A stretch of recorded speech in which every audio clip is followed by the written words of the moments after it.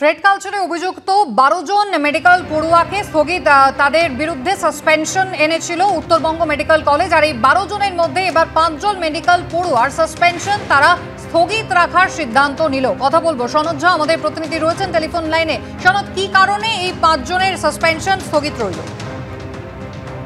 কারণটা এখনো পরিষ্কার নয়। গতকাল মাঝরাতে এই যে এক্সিকিউটিভ কাউন্সিলের মিটিং বসে, যেমন গতকাল রাত্রি 8টা নাগাদ পড়ুয়ারা যে সমস্ত 5 জনের বিরুদ্ধে অভিযোগ যাদেরকে ডিসকলেজিয়েট করা হয়েছে, তারা 8টার সময় কলেজে জমায়েত হয় আর তার কিছু বন্ধু বান্ধব নিয়ে, এবং সেখানে তারা প্রিন্সিপালকে ফোন করে, তখন প্রিন্সিপাল ছিলেন না, ফোন করে কলেজে আসতে বলেন, প্রিন্সিপাল আসেন এবং তখন তাদের দাবি যে তাদের কাছে তাদেরকে ভুল করে করা হয়েছে। কেন করা হয়েছে? আত্মপক্ষ সমর্থনে কোনো সুযোগ দেওয়া হয়নি, তারা দোষী নয়, কেন তাদের কথা না শুনে কেন এই শাস্তি দেওয়া হলো, এইটা নিয়ে তাকে প্রিন্সিপাল ঘেরাও করে রাখে।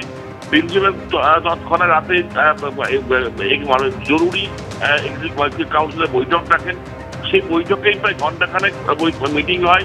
মিটিংয়ে সিদ্ধান্ত হয় যে এই আজকে দুপুর 1টার সময় আবার কাউন্সিলের বৈঠকে ডাকা হয়েছে, আগাম ডাকা ছিল, সেই বৈঠকে সিদ্ধান্ত হবে।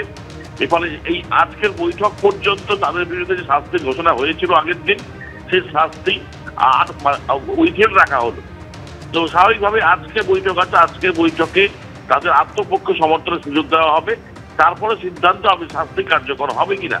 কিন্তু এটাই খুব আশ্চর্যজনক, গতকাল রাত্রি 8টার সময় বিক্ষোভ দেখাতে আসা এবং রাতেই তড়িঘড়ি যে বৈঠক করা, এবং মনে করা হচ্ছে যে এই যে থ্রেড কালচার, থ্রেড পাল্টা থ্রেড, তাতেই কিন্তু সিদ্ধান্ত তৈরি হচ্ছে, সিদ্ধান্ত বদলানো হচ্ছে।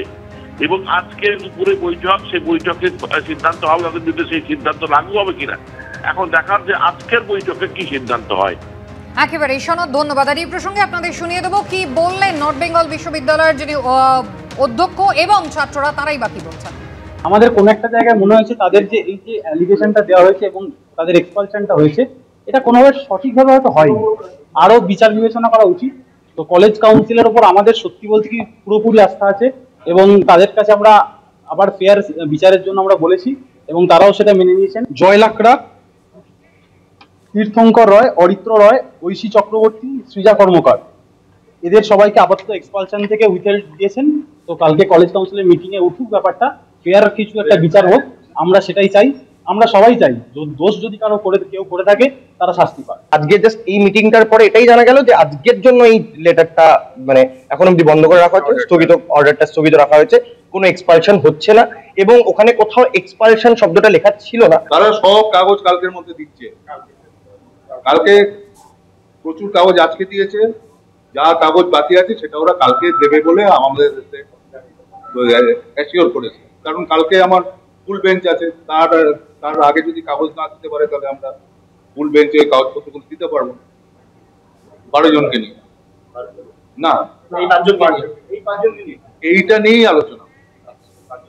এই যে আমরা মাত্র 8 জন মিলে যে সিদ্ধান্তটা নিলাম, এইটা নিয়ে কালকে আলোচনা।